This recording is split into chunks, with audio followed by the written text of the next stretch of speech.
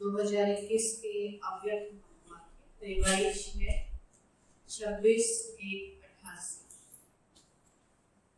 26 जनवरी 1988 के अव्यक्त महावाक्य। मुरली का टाइटल है संगम युग पर नंबर 1 पूज्य बनने की अलौकिक विधि।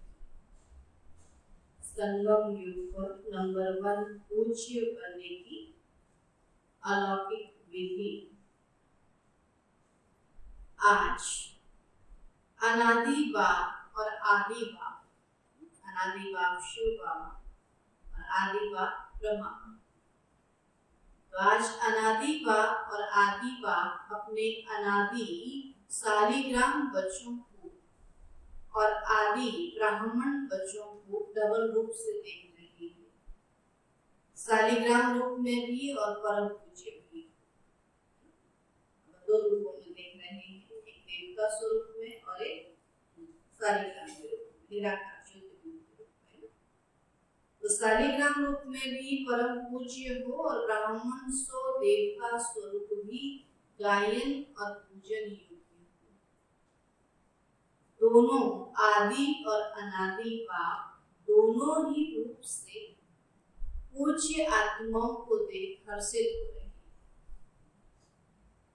अनादि बाप ने आदि पिता सहित अर्थात ब्रह्मा बाप और ब्राह्मण बच्चों को अपने से भी ज्यादा डबल रूप में पूज्य बनाया है। शिव बाबा ने बच्चों को अपने से भी ज्यादा डबल रूप में पूज्य बनाया है। अनादि बाप की पूजा सिर्फ एक निराकार के रूप में होती है, लेकिन ब्रह्मा सहित ब्राह्मण बच्चों की पूजा निराकार साकार दोनों रूप से होती है।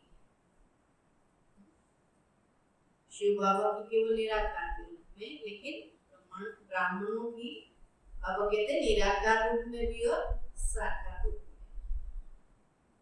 तो बाप बच्चों को अपने से भी ज्यादा डबल रूप से महान मानते। तो आज बाप दादा बच्चों की विशेषताओं को देख रहे हैं। हर एक बच्चे की विशेषता अपनी अपनी है। कोई बाप की और सर्व ब्राह्मण आत्माओं की विशेषता को जान स्वयं में सर्व विशेषताएं धारण कर श्रेष्ठ अर्थात विशेष आत्मा बन गई। एक विशेषता को जान करके खुद भी क्या बन गए? विशेष बन गए हैं। और कोई विशेषताओं को जान और देख कर खुश होते हैं। तो जान करके सुन करके खुद भी विशेष बन गए हैं और एक अगर जान करके सुन करके देख करके केवल खुश होते हैं, लेकिन अपने में सर्व विशेषताएं धारण करने की हिम्मत नहीं है। और कोई हर आत्मा में या ब्राह्मण परिवार में विशेषता होते हुए भी विशेषता के महत्व से नहीं देखते। हर एक के अंदर विशेषता होते हुए भी उस विशेषता के महत्व से नहीं देखते। एक दो को साधारण रूप से देखते हैं। हर एक आत्मा विशेष आत्मा है, महान आत्मा है, ऐसा जानते हैं, समझते हैं, लेकिन उस स्वरूप से देखते हैं। जैसे कहानियों में एक बार सुना, एक कहानी में एक गांव में सब आपस में लड़ते रहते। वहाँ एक सन्यासी आया, उसने कहा कि इन सब में इस गांव में एक देवदूत रहता है। तो सबने क्या समझा? हर एक को देखा कि कहीं ये तो देवदूत नहीं, कहीं ये तो देवदूत नहीं। एक दूसरे को सब क्या देखने लगे? देव। अपना आप सारा गांव जो है वो सुधर गया। तो ऐसे बाबा कहते हम बाबा के जितने बच्चे हैं वो सब क्या है? विशेष हैं, क्योंकि भगवान ने चुना है। तो विशेषता को जानना और देखना, अब कहते अभी से हम दूसरे को विशेष समझते हुए विशेष महत्व से देखें। बाबा कहते हैं कि हर आत्मा में या ब्राह्मण परिवार में विशेषता होते हुए भी विशेषता के महत्व से नहीं देखते, एक दो को साधारण रूप से देखते। विशेषता देखने व जानने का अभ्यास ही नहीं, यह गुण ग्राहक बुद्धि अर्थात गुण ग्रहण करने की बुद्धि न होने के कारण विशेषता अर्थात गुण को जान नहीं सकते। भक्ति में तो शास्त्रों में लिखा है कि जानवरों से भी गुण ग्रहण, कुत्ते से, शेर से, हर एक जानवर से गुण। और यहाँ तो अब कहते भगवान के चुने हुए विशेष रतन है, तो क्या उनमें कोई गुण नहीं? तो हमको उन गुणों को देखते हुए बाबा के दो बच्चों को देखना। तो बाबा कहते विशेषता अर्थात गुण को जान नहीं सकते। क्यों? क्योंकि वो विशेषता देखने की बुद्धि नहीं। तो हर एक ब्राह्मण आत्मा में कोई न कोई विशेषता अवश्य भरी हुई है। विशेषता भरी हुई है तभी भगवान ने चुना।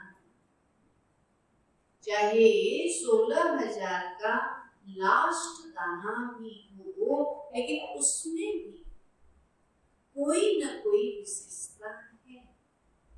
इसलिए ही बाप की नजर उस आत्मा के ऊपर पड़ती है। तो भगवान की नजर पड़ जाए या भगवान अपना बनावे तो जरूर विशेषता समाई हुई है। इसलिए ही वह आत्मा ब्राह्मणों की लिस्ट में आई है। बाबा कहते हर एक में कोई न कोई विशेषता समाई हुई है, इसीलिए ब्राह्मणों की लिस्ट में आई है। लेकिन सदा हर एक की विशेषता को देखने और जानने में नंबरवार बन जाते हैं। बाप दादा जानते हैं कि कैसे भी भले ज्ञान की धारणा या सेवा में या याद में कमजोर हैं, लेकिन बाप को जानने और बाप के बनने की विशाल बुद्धि और बाप को देखने की दिव्य नजर, यह तो विशेषता है। भले कोई कमी कमजोरी है, कोई धारणा नहीं कर सकते ज्ञान की या सेवा नहीं कर सकते, लेकिन भगवान को जानने की विशेषता, जिसको हम समझा के थक जाते हैं पढ़े लिखे विद्वानों को, उसको हम साधारण मनुष्य ने पहचान लिया। तो बाबा की तो विशेषता है कि भगवान को जानने और भगवान का बनने की विशाल बुद्धि और बाप को देखने की दिव्य नजर, यह विशेषता है। इतना योग लगाना सिखाते तो भी कहते किसको याद रखो। हम बच्चों ने उस भगवान को जान लिया, उसको रोज देखते हैं अर्थात याद करते हैं। भगवान को देखने की नजर, इस दुनिया को देखते हुए भी उस भगवान को देख लेना, ये तो विशेषता है। फोटो में कोई में भी कोई इस लिस्ट में तो आ गए, इसलिए फोटो में से विशेष आत्मा तो हो गए ना। तो विशेष क्यों बने? क्योंकि ऊंचे थे ऊंच बाप के बने। इसलिए दुनिया वालों की नजर भी खास ब्राह्मणों पर रहती है। देखो ये क्या विशेष है ना, विशेष चीज पर सबकी नजर जाती है। दुकान में जैसे कहीं जाए कोई विशेष चीज होती है तो क्या करते हैं, उसको सामने शोकेस में रखते हैं और जो भी होता है हर एक की नजर उस पर पड़ती है। उसको ले नहीं सकते, उसको छू नहीं सकते, लेकिन नजर सबकी जाती है। ऐसे ब्राह्मण विशेष हैं, ब्राह्मण जैसा बन नहीं सकते, उनको छू नहीं सकते हैं, नजर सबकी उन पर जाती है। और क्या कहते हैं, हम तो आपके जैसा बन नहीं सकते हैं, हम तो आप जैसे नहीं हैं। तो माना आप क्या हैं, विशेष हैं कहते हैं। उनके कहने का ढंग दूसरा होता है, वो वो अपने को विशेष कह के आपको नीचे कहते हैं, लेकिन कहीं ना कहीं आपको भी वो विशेष कहते हैं कि हम आपके जैसे नहीं। तो सभी आत्माओं में ब्राह्मण आत्माएं विशेष है। सिर्फ कोई अपनी विशेषता को कार्य में लगाते हैं, इसलिए यह विशेषता वृद्धि को प्राप्त होती रहती है और दूसरों को भी वह दिखाई देती है। और कोई में विशेषता रूपी बीज तो है, लेकिन कार्य में लाना यह है बीज को धरती में डालना। विशेषता तो है, लेकिन उसको विशेषता को यूज करना है। तो जब तक बीज को धरनी में नहीं डालें तो वृक्ष नहीं पैदा होता। विशेषता को अगर कार्य में नहीं लगाएंगे वृक्ष नहीं पैदा होगा, और वृक्ष नहीं पैदा होगा तो नया फल पैदा होगा। तो अपनी विशेषता को क्या करना, कार्य में लगाना। बाबा कहते हैं जब तक बीज को धरनी में नहीं डाले तो वृक्ष नहीं पैदा होता, अर्थात विस्तार को प्राप्त नहीं कर पाते। और कई बच्चे विशेषता के बीज को विस्तार में भी लाते हैं, अर्थात वृक्ष के रूप में वृद्धि को भी प्राप्त करते हैं, फल को भी प्राप्त करते हैं। लेकिन जब फल आता है तो फल के पीछे चिड़ियाएं पंछी भी आते हैं खाने के। फल आ जाए तो क्या होता है, तो फल को बचाना भी तो होता है ना।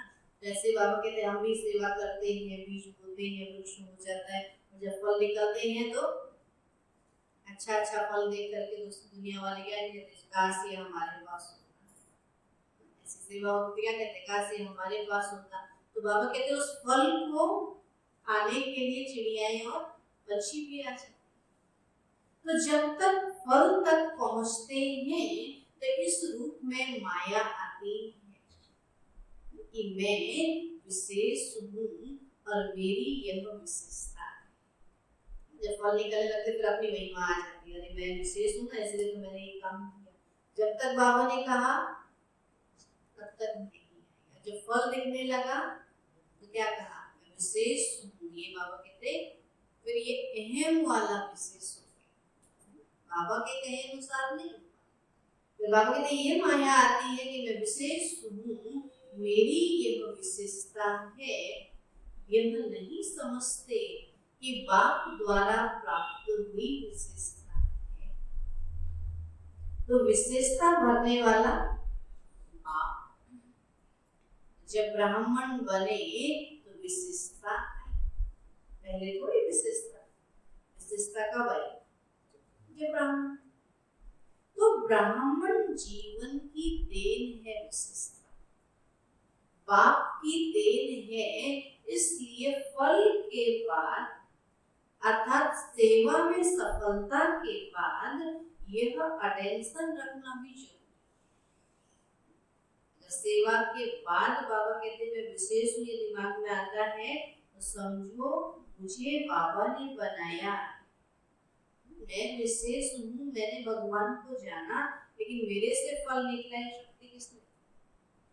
धरनी में वृक्ष पैदा होता है और फल देता है, तो और क्या कहते हैं, यहाँ की धरनी अच्छी है इसलिए वृक्ष में से अच्छे फल। और किसी वृक्ष से फल नहीं आते तो क्या कहते हैं, हमने तो बहुत मेहनत की लेकिन यहाँ की धरनी ही बेकार है। तो बाबा कहते हैं ये धरनी बनाने वाला कौन, बाबा है ना। तो बाबा बहुत विशेष है ना, तो उसने उनको विशेष बनाया, हमने कार्य किया और तब फल दिखाए। अब बाबा कहते हैं ये अटेंशन रखना भी जरूरी है, नहीं तो माया रूपी चिड़िया पंछी फल को झूठा कर देते हैं या नीचे गिरा देते हैं। क्या होगा, फल नहीं निकलेगा बल्कि फल क्या हो जाएगा, गिर जाएगा, अब ये तो झूठा हो जाएगा, अर्थात माया भी दुनिया में चला जाएगा। जैसे खंडित मूर्ति की पूजा नहीं होती, माना जाता है कि यह मूर्ति है जैसे ही बाबा के अगर अहम आ गया और माया ने खा दिया तो वो क्या हो गया, खंडित। कहेंगे ब्राह्मण तो है, मूर्ति तो है, लेकिन क्या कहेंगे, विशेष तो है, लेकिन क्या कहेंगे, इसके अंदर अहम बहुत है। जैसे कहते हैं ना, दुनिया में बहुत महान आत्माएं, धर्मात्माएं होती हैं, बहुत शुद्ध आत्माएं होती हैं, लेकिन कहीं ना कहीं क्या आ जाता है, अहम आ जाता है। तो क्या कहते हैं, महात्मा है लेकिन ऐसा ही है, बहुत अहंकार है। जैसे ब्राह्मण आत्मा है लेकिन फिर अहंकार है, आप कहते फिर नशा है, अभिमान है, तो फिर वो ब्राह्मण विशेष होते हुए भी विशेष नहीं महसूस होता। इसलिए बाबा कहते हैं फिर खंडित मूर्ति जैसी हो जाती है। तो ऐसे जो ब्राह्मण आत्माएं सेवा का फल अर्थात सेवा में सफलता प्राप्त कर लेते हैं, लेकिन मैंपन की चिड़िया ने फल को खंडित कर दिया, इसलिए सिर्फ माना जाएगा कि सेवा बहुत अच्छी करती है, महारथी है, सर्विसेबल है, लेकिन संगम युग पर भी, इस समय संगम युग पर भी सर्व ब्राह्मण परिवार के दिल में स्नेह के पात्र व पूजनीय बन सकते। अगर विशेष हैं, सेवा भी बहुत करते हैं, लेकिन सबके दिल पर नहीं चढ़ते तो आप कहते फिर बाबा ने कहा ब्राह्मण परिवार पसंद भी तो होना चाहिए। इसलिए बाबा कहते संगम युग पर भी सर्व ब्राह्मण परिवार के दिल में स्नेह के पात्र व पूज्य नहीं बन सकते अगर खंडित हैं। अर्थात बाबा कहते कहीं अहम वहम आ गया तो वो क्या हो जाएंगे, खंडित या फिर झूठा माना चाहिए। तो संगम युग में दिल का स्नेह, दिल का रिगार्ड, यही पूज्य बनना है। फल को मैंपन में लाने वाले ऐसा पूज्य नहीं बन सकता। हमने किसी को ज्ञान सुनाया, बाबा कहते मैंने सुनाया, ये अहम ना, सुनाने वाला बाबा है, माध्यम उसने हमको। इसलिए बाबा कहते हैं अगर ऐसे अहम आ गया कि मैंने इसको निकाला तो बाबा कहते फिर क्या आ गया, मैंपन। तो बाबा कहते हैं फल को मैंपन में लाने वाले ऐसा पूज्य नहीं बन सकते। एक है दिल से किसी को ऊंचा मानना, तो ऊंचे को पूज्य कहा जाता है। जैसे आजकल की दुनिया में भी बाप ऊंचा होने कारण बच्चे पूज्य पिताजी कहकर बुलाते हैं। लौकिक में भी अपने पिता को पूज्य पिताजी कहते हैं या लिखते हैं, कहीं भी लेटर लिखेंगे तो पूज्य नहीं है, लिखते हैं। ऐसे दिल से ऊंचा मानना अर्थात दिल से रिगार्ड देना, मुख से रिगार्ड देना नहीं, बल्कि दिल से रिगार्ड। दूसरा होता है बाहर की मर्यादा प्रमाण रिगार्ड देना ही पड़ता है। एक है दिल से रिगार्ड देना और दूसरा देना ही पड़ता है। क्या कहते हैं, दिखावे बस, सब देख रहे हैं इसलिए रिगार्ड। एक है दिल से देना और एक देना ही पड़ता है, इसमें कितना अंतर है। पूज्य बनना अर्थात दिल से सर्वमान्य। अगर बाबा कहते आप पूजनीय बने हैं, आप श्रेष्ठ बने हैं, सबको क्या लगे, दिल से लगे कि हाँ ये क्या बने, पूजनीय बने, है ना। दिल माने दिल से रिगार्ड सबका है ना, बाबा कहते वो अपना पुरुषार्थ। तो दिल से सर्व माने मेजॉरिटी होनी चाहिए। पहले भी सुनाया कि 5% तो रह ही जाता है, लेकिन मेजॉरिटी दिल से माने कि यह है संगम युग पर पूज्य बनना। संगम युग पर बाबा कहते ज्यादा से ज्यादा लोग आपको माने कि हाँ ये पूजनीय है, तब बाबा कहते ये है फिर पूजनीय बनना।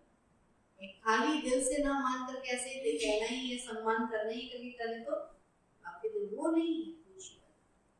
तो पूज्य बनने का संस्कार भी अभी से ही भरना है। लेकिन भक्ति मार्ग के पूज्य बनने में और अब के पूज्य बनने में अंतर है। अभी आपके शरीरों की पूजा नहीं हो सकती, क्योंकि अंतिम पुराना शरीर है, तमोगुणी तत्वों का बना हुआ शरीर है। अभी फूलों के हाथ नहीं पड़े। अब इस शरीर को तो माला पहना, इस शरीर को तो कब माला पहनाते हैं, जब जाता है। तो बाबा कहते हैं आपके शरीरों की पूजा नहीं हो सकती है, क्योंकि अंतिम पुराना शरीर है। अभी फूलों के हार नहीं पड़ेंगे। भक्ति मार्ग में तो देवताओं के ऊपर हार चढ़ाते हैं। तो पूज्य की निशानी है धूप जलाना, हार पहनाना, आरती करना, कीर्तन करना, तिलक करना। पूज्य की निशानी क्या है? धूप जलाना, हार पहनाना, आरती करना, कीर्तन करना और तिलक लगाना। देखो आपकी हो रही पूजा। संगम युग पर यह स्थूल विधि नहीं, सूक्ष्म विधि, लेकिन संगम युग पर सदा दिल से उन पूज्य आत्माओं के प्रति सच्चे स्नेह की आरती उतारते हैं। आत्माओं द्वारा सदा कोई न कोई प्राप्ति का कीर्तन करते रहते हैं और सदा उन आत्माओं के प्रति शुभ भावना की धूप और दीपक जलाते रहते हैं। हर एक आत्मा के लिए क्या करेंगे?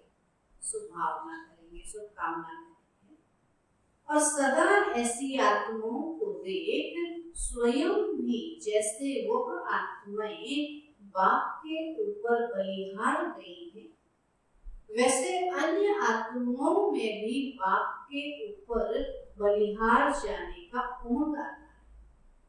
बाबा कहते हैं सच्चे दिल से आप बाबा के ऊपर बलिहार गए हैं, तो आपको देख करके अन्य आत्माओं को भी आपके जैसे बाप के ऊपर बलिहार जाने का उमंग आता है। बाबा कहते हैं तो बाबा के ऊपर बलिहार जाने का हार कौन सा? बलिहार। बाबा जैसा कहे हम वैसे ही करें, ये है हार में।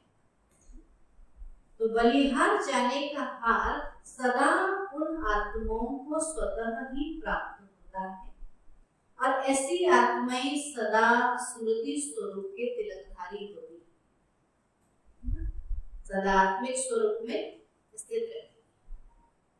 बाबा कहते हैं इस अलौकिक विधि से इस समय के पूज्य आत्माएं बनती है। उनके आगे बाबा धूप उपासना जो है वो शुभ भावना और शुभ कामना की धूप दीपक जलाते हैं। और बाबा ने कहा जैसे वो आत्माएं बाबा पर बलिहार गई है, ऐसे उन आत्माओं पर अन्य आत्माएं क्या जाती है? बलिहार जाती है। तो वो आत्माएं अगर बाबा पर बलिहार गई कि बाबा जैसा आप कहते हो वैसा हम करते हैं, तो ऐसे ही वो आत्माएं जैसा कहेंगी तो दूसरी आत्माएं तो ऊपर बलिहार। तो ये बाबा कहते हैं हार में। तो ऐसे ही स्मृति स्वरूप सदा बाबा की याद में स्थित रहते। तो भक्ति मार्ग के पूज्य बनने से श्रेष्ठ पूजा अब की। भक्ति मार्ग में तो पूजा होगी ही होगी, लेकिन इस समय जैसा आप करते, आपको देख करके दूसरे करते, इससे श्रेष्ठ बाबा की और क्या। तो इस समय से श्रेष्ठ पूजा अब की है। भक्ति मार्ग से ज्यादा श्रेष्ठ इस समय की पूजा है। आपको जो फॉलो करे, बाबा कहते हैं माना वो आपकी क्या कर रहे हैं? पूजा। पूजनी उसे तो कहते हैं ना फॉलो कर रहे।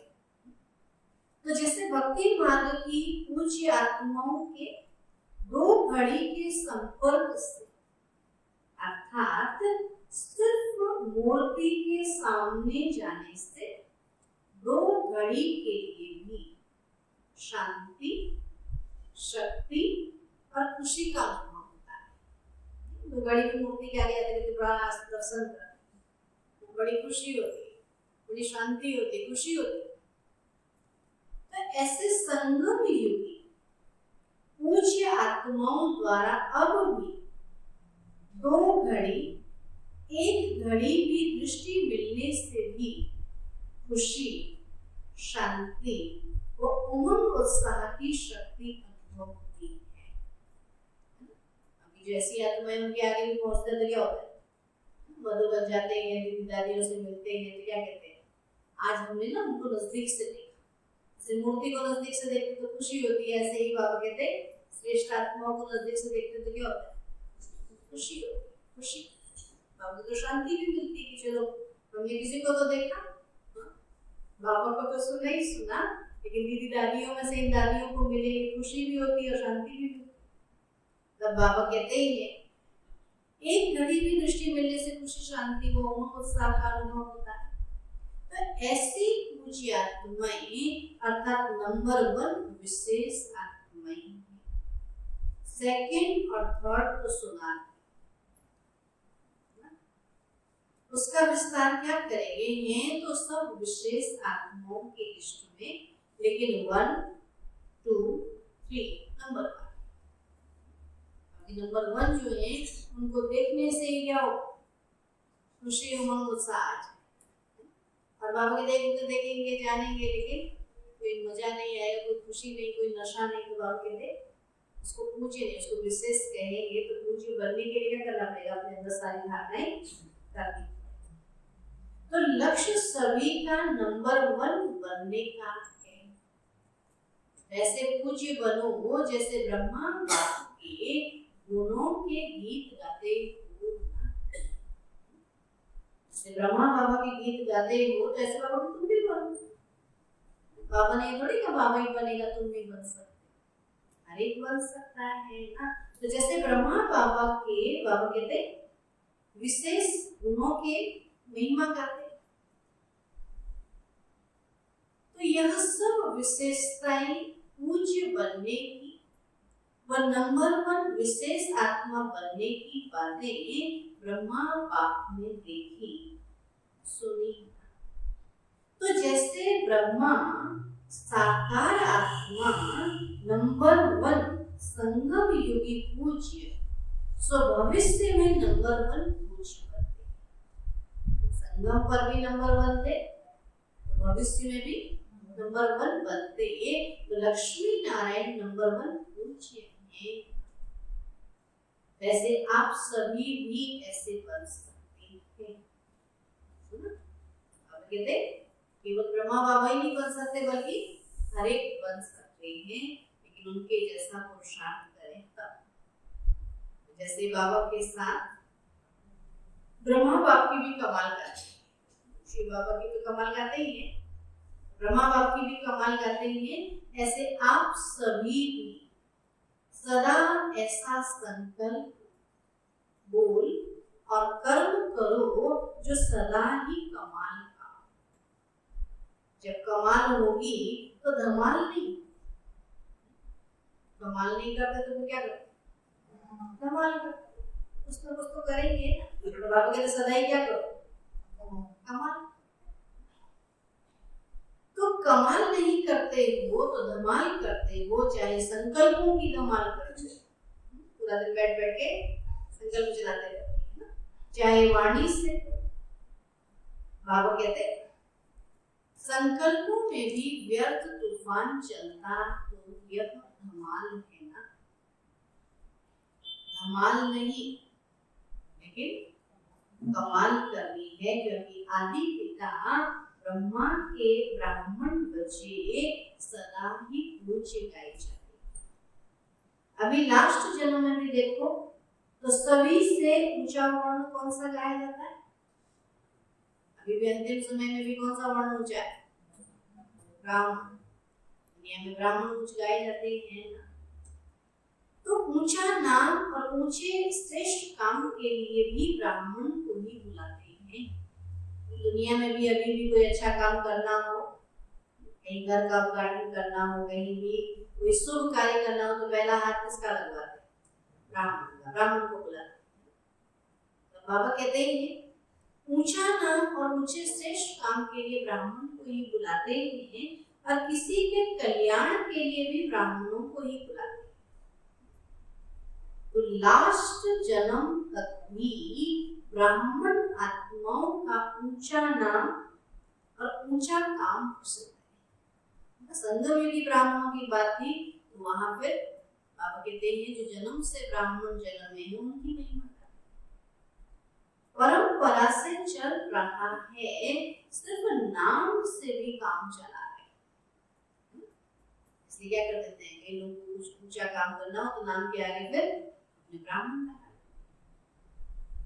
काम आपका है, लेकिन नाम बाबा क्या कहता, काम आपका है लेकिन नाम वालों का भी काम चल रहा है। कहते आपके काम से उन ब्राह्मणों का भी नाम चल रहा है। इससे देखो कि सच्चे ब्राह्मण आत्माओं की कितनी महिमा है और कितने महान है। तो ब्राह्मण नाम भी अविनाशी हो गया, अविनाशी प्राप्ति वाली जीवन हो गई। तो ब्राह्मण जीवन की विशेषता है मेहनत कम और प्राप्ति क्या। दुनिया में भी कहते हैं तो ये ब्राह्मण अच्छा आया और बांध के चल गया, काम नाम तो कुछ किया नहीं, बांध के चल गया। तो बाबा के इसी समय की बात है। अभी बाबा के काम कम है, बैठ के मुरली सुनना, बैठ के योग लगाना ही तो है, और काम क्या दिया बाबा ने। उन ब्राह्मणों को तो भी काम होता, सारा दिन बैठे रहते हैं मंदिर में, है ना, हवन के आगे अग्नि जली रहती है तो भी हवन सहन करते, रात भर शादी करते, रात भर जागते रहते हैं। या तो वो भी नहीं, एक टाइम खाना मिले ना मिले, हर किसी के हाथ का खाते भी नहीं, वो भी फिर भी तपस्या करते। लेकिन यहाँ बाबा क्या कहते, मेहनत कम प्राप्ति ज्यादा, क्योंकि मोहब्बत के आगे मेहनत नहीं। कई लोग बोलते हैं बड़ा मुश्किल है ब्राह्मण जीवन पर, सेंटर पे रहना, ये करना, लेकिन जहाँ प्यार है वहां रहना क्या मुश्किल। जैसे आपके घर में आपको रहना आसान लगता है, क्यों? आपको अपने घर से प्यार है, अपने लोगों से प्यार है, तो रह जाते हैं ना। ऐसे कोई दूसरा तो नहीं रह सकता। ऐसे ही बाबा से जिसका प्यार होगा वो सहज रह जाएगा, उसको क्या मुश्किल लगेगी। तब बाबा कहते हैं कि जहां मोहब्बत है वहां मेहनत नहीं। अभी लास्ट जन्म में भी ब्राह्मण मेहनत नहीं करते, आराम से खाते रहते हैं। अगर नाम का भी काम करते हैं तो भूखे नहीं रह सकते। चाहे इस जन्म का कार्य करे, ब्राह्मण जन्म का, जब अभी तो दुनिया में ब्राह्मण नाम का भी काम करते हैं ना, ब्राह्मण नहीं कहते तो भी नहीं जाते, तो भी उनको क्या करते हैं, पूजनीय समझते, तो भी भूखे नहीं रह सकते। तो इस समय के ब्राह्मण जीवन की विशेषताओं की अब तक निशानियां देख रही हो। इतनी श्रेष्ठ विशेष आत्मा, समझा? वर्तमान समय पूज्य तो भविष्य के भी पूज्य। अगर इस समय पूज्य बनेंगे भविष्य में भी पूज्य बनेंगे। इसको ही विशेष आत्माएं नंबर 1 कहते हैं। तो चेक करो कि ब्रह्मा बाप की कहानी सुना रही है ना, अभी और भी रही हुई है। पिछली बार 18 जनवरी होती चली, अभी 26 जनवरी चली, तो आपके लिए ब्रह्मा बाबा की ही महिमा है ना, अभी और भी रही हुई है। और ये ब्रह्मा बाप की विशेषता सदा सामने रखो और किसी बातों में नहीं। बाबा जी बूढ़ा था, कुमार था, लेकिन फिर भी नंबर 1 गया। कई लोग हम तो बूढ़े हैं, हम तो ग्रस्ती हैं, तो बाबा भी तो बूढ़ा था, बाबा भी तो ग्रस्ती था, लेकिन फिर भी नंबर 1 गया। तो इसलिए हमेशा बाबा कहते हैं बाबा को देखो और बातों में नहीं जाओ, लेकिन विशेषता को देखो और वर्णन करो। हर एक को विशेषता का महत्व सुनाकर विशेष बना। दूसरों को बनाना अर्थात स्वयं विशेष बनना। अगर किसी को आप आगे बढ़ाते हो और वो कोई विशेष कार्य करता है तो महिमा तो आपकी होगी ना। अगर आप उसको आगे नहीं बढ़ाते तो ये कैसे बनता? ऐसे बच्चे को माँ बाप आगे बढ़ाते हैं, अपने से श्रेष्ठ बनाते हैं। बच्चा कुछ विशेष कार्य करता है तो क्या कहते हैं? माँ बाप ने पैसा लगाया ना उसके ऊपर, माँ बाप ने मेहनत की है तो तभी तो विशेष बना। और आजकल माँ बाप बच्चे को आगे नहीं बढ़ने देते तो क्या कहते हैं? तो लगाते ही नहीं पैसा, कुछ करने ही नहीं तो बेचारा सीखेगा कैसे? तो ऐसे ही बाबा कहते हैं दूसरे को आगे बढ़ाना माना खुद विशेष। ऐसा नहीं कि वो बन गया तो हम पीछे हो गए, नहीं। अभी कहीं कहीं माँ बाप में भी ये आ जाता है कि अरे यार हमारा बच्चा हमारे से बड़ा ना बन जाए। अच्छा ऐसा भी होता है क्या? पता है आपको? ऐसा भी देखने में आ रहा है। माँ बाप डिप्रेशन में चले गए कि हमारा बच्चा हमारे से श्रेष्ठ बन गया। माँ बाप डिप्रेशन में चले गए। इतनी खुशी की बात होनी चाहिए थी कि बच्चा हमसे आगे बढ़ गया। होती है नहीं? कई लोग बताए खुशी होती है नहीं? होनी चाहिए। आप कहते दूसरे को आगे बढ़ाना अर्थात स्वयं विशेष बनना, समझा? अच्छा, चारों ओर के सर्व नंबर 1 विशेष आत्माओं को, सर्व ब्राह्मण जीवन वाले विशेष आत्माओं को सदा ब्रह्मा बाप को सामने रख समान बनने वाले बच्चों को अनादि बाप और आदि बाप का दोनों रूप से सर्व शालिग्रामों और साकारी ब्राह्मण आत्माओं को स्नेह भरी याद प्यार और नमस्ते। हम रूहानी बच्चों की रूहानी बाप दादा को नमस्ते नमस्ते नमस्ते। ठीक है, पार्टियों से मुलाकात बाबा ने की। बाबा कहते सदा बाप का हाथ और साथ है, ऐसा भाग्यवान समझते हो। हमारे ऊपर सदा भगवान का हाथ और भगवान का साथ है, हम इतने भाग्यवान हैं। जहाँ बाप का हाथ और साथ है वहाँ सदा ही मौजों की जीवन होती है, मूझने वाले नहीं होंगे, मौज में रहेंगे। कोई भी परिस्थिति अपनी तरफ आकर्षित नहीं करेगी, सदा बाप की तरफ आकर्षित होंगे। और सबसे बड़ा और सबसे बढ़िया बाप है, तो बाप के सिवाय और कोई चीज या व्यक्ति आकर्षित नहीं कर सकता। तो जो बाप के हाथ और साथ में पलने वाले हैं उनका मन और कहीं जा नहीं सकता। क्या कहता हूँ? जो बाप के हाथ और साथ में पलने वाले हैं उनका मन और कहीं जा नहीं सकता। तो ऐसे सभी हो या माया की पालना में चले जाते हैं। बाबा कहते वह रास्ता बंद है ना, तो सदा बाप के साथ की मौज में रहो। बाप मिला, सब कुछ मिला, कोई अप्राप्ति नहीं। कितना पर कोई हाथ साथ छुड़ाए लेकिन छोड़ने वाले नहीं, और छोड़कर जाएंगे भी कहाँ? और कोई जगह है जहाँ बाबा का हाथ छोड़कर जाए? इससे बड़ा और कोई भाग्य हो नहीं सकता। और कुमारियां तो हैं ही सदा भाग्यवान। संगम पर भगवान कुमारियों को चाहता है, इससे बड़ा भाग्य और क्या है? बाबा कहते हैं कुमारियां तो हैं ही सदा भाग्यवान। डबल भाग्य है, एक कुमारी जीवन का भाग्य और दूसरा बाप का बनने का भाग्य। कुमारी जीवन में हम भगवान के बन जाए, इससे बड़ा भाग्य और क्या? तो कुमारी जीवन पूजी जाती है, और जब कुमारी जीवन खत्म होती है तो सबके आगे झुकना पड़ता है। तो गृहस्थी जीवन परसों भी यही बोला, आज भी क्या बोला था, याद होगा?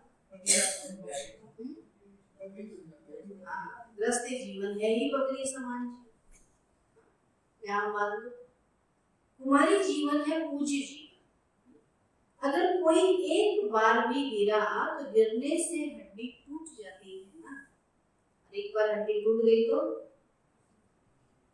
जुड़ो भले जाती है, लेकिन दर्द सदा रहता है। तो कहा एक गिरने से हड्डी टूट जाती है, फिर कितना भी प्लास्टर करो ठीक करो लेकिन हड्डी कमजोर हो जाती है। समझदार बनो, टेस्ट करके फिर समझदार नहीं बनना। एक बार रास्ते में चली जाओ फिर आओ कहते सदा अपने को कल्प कल्प की विजयी आत्माएं अनुभव करती हो। अनेक बार विजयी बनने का पाठ बजाया है और अभी बजा रहे हैं। तो विजयी आत्मा सदा औरों को भी विजयी बनाती है। जो अनेक बार किया जाता है वह सदा ही सहज होता है, मेहनत नहीं करती। अनेक बार की विजयी आत्मा है। इस स्मृति से कोई भी परिस्थिति को पार करना खेल लगता है। खुशी अनुभव होती है तो विजयी आत्माओं को विजय अधिकार अनुभव होती है। तो अधिकार मेहनत से नहीं मिलता, स्वतः ही मिलता है। सदा विजय की खुशी अधिकार से आगे बढ़ते औरों को भी आगे बढ़ाते चलो। लौकिक परिवार में रहते लौकिक को अलौकिक में परिवर्तन करो, क्योंकि अलौकिक संबंध सुख देने वाला है और लौकिक संबंध से अल्पकाल का सुख मिलता है, सदा का। सदा सुखी बन गए, दुखियों की दुनिया से सुख के संसार में आ गए, ऐसा अनुभव करते हो। पहले रावण के बच्चे थे तो दुखदाई, अभी सुखदाता के बच्चे सुख स्वरूप हो गए। फर्स्ट नंबर यह अलौकिक ब्राह्मणों का परिवार है, देवताएं भी सेकंड नंबर। यह अलौकिक जीवन प्यारी लगती है। बाबा कहते सदा अपने को पद्मा पदम भाग्यवान अनुभव करते हो। सारे कल्प में ऐसा श्रेष्ठ भाग्य प्राप्त हो नहीं सकता, क्योंकि भविष्य स्वर्ग में भी इस समय के पुरुषार्थ की प्रारब्ध के रूप में राज्य भाग्य प्राप्त करते हैं। ये समय बहुत श्रेष्ठ है। भविष्य भी वर्तमान भाग्य के हिसाब से मिलता है, इसलिए ये समय बहुत श्रेष्ठ है। ये जीवन, ये भाग्य बाबा कहते हैं बहुत श्रेष्ठ है कि इस भाग्य से हमारा वो भाग्य बनता है। तो महत्व इस समय के भाग्य का है। बीज इस समय डालते हो और फल अनेक जन्म प्राप्त होता है। तो महत्व तो बीज का गिना जाता है ना, महत्व बीज का है। तो इस समय भाग्य बनाना या भाग्य प्राप्त होना, यह बीज होना है। तो इस अटेंशन से सदा पुरुषार्थ में तीव्र गति से आगे बढ़ते चलो और सदा इस समय के पद्म पदम भाग्य की सुंदरती इमर्ज रूप में कर्म करते हुए याद रहे कि कर्म में अपना श्रेष्ठ भाग्य भूले नहीं। मेरा श्रेष्ठ भाग्य है, मुझे भगवान ने चुना है श्रेष्ठ कर्म करने के लिए, तो बाबा के लिए कभी भूले नहीं स्मृति स्वरूप। इसको कहते हैं पद्मा पदम भाग्यवान। ऐसे समय में, संगम युग में, ऐसे समय में हमारी स्मृति भगवान में लगी रहे, इससे बड़ा भाग्य और क्या है। जहाँ सारी दुनिया डिप्रेशन में जा रही है, अपने को भूल रहे, सबको भूल रहे, और उस समय हम भगवान की याद में मगन है, हमारा भविष्य तो श्रेष्ठ है ही। दुनिया वाले कहते क्या करें, और हम कहते भगवान को याद। अच्छा है ना, कुछ नहीं है तो और अच्छा, भगवान को याद करने में ज्यादा समय बिताएं, तो इससे श्रेष्ठ भाग्य। तो पद्मा पदम भाग्यवान कहते किसी स्मृति के वरदान को सदा साथ रखना, तो सहज ही आगे बढ़ते रहेंगे और मेहनत से छूट जाए। अच्छा, आज का प्रश्न दिया है, लौकिक संबंध में बुद्धि यथार्थ फैसला देती रहे, उसकी विधि क्या है? लौकिक संबंध में बुद्धि यथार्थ सही फैसला देती रहे, उसकी विधि क्या है? होता है कभी भी लौकिक बातों को सोचकर फैसला नहीं करना। लौकिक जीवन का क्या होगा इसका सोचकर फैसला नहीं करना, बल्कि अलौकिक जीवन में श्रेष्ठ भाग्य बनाना है। अलौकिक शक्तिशाली स्थिति में रहकर फैसला, अभी तो भगवान ने मुझे चुन लिया, अभी तो मैं विशेष आत्मा बन गई। कोई भी पिछली बातें स्मृति में रखने से बुद्धि उस तरफ चली जाती है, फिर पिछले संस्कार भी प्रकट होते हैं, इसलिए मुश्किल होता है। तो बिल्कुल ही लौकिक वृत्ति हुई, आत्मा समझ फिर फैसला करो तो यथार्थ फैसला होगा। इसे ही कहते हैं विक्रमाजीत का तत्व। अलौकिक आत्मिक स्थिति ही विक्रमाजीत स्थिति का तत्व है, और इस तत्व पर बैठकर फैसला करो तो यथार्थ होगा। अलौकिक जीवन की स्मृति में रहकर मुझे कौन मिला है, मैं किसकी हूँ, ऐसा समझ करके फैसला करोगे तो यथार्थ फैसला। अच्छा, आज का वरदान है साथी और साक्षी पर की स्मृति पर, साथी और साक्षी पर की स्मृति द्वारा सब बंधनों से मुक्त होने वाले, सब बंधनों से मुक्त होने वाले सर्वशक्ति संपन्न, सर्वशक्ति संपन्न बाबा कहते हैं सर्वशक्तियों से संपन्न बन अधीनता से परे होने के लिए दो शब्द सदा याद रहे, एक साक्षी और दूसरा साथी।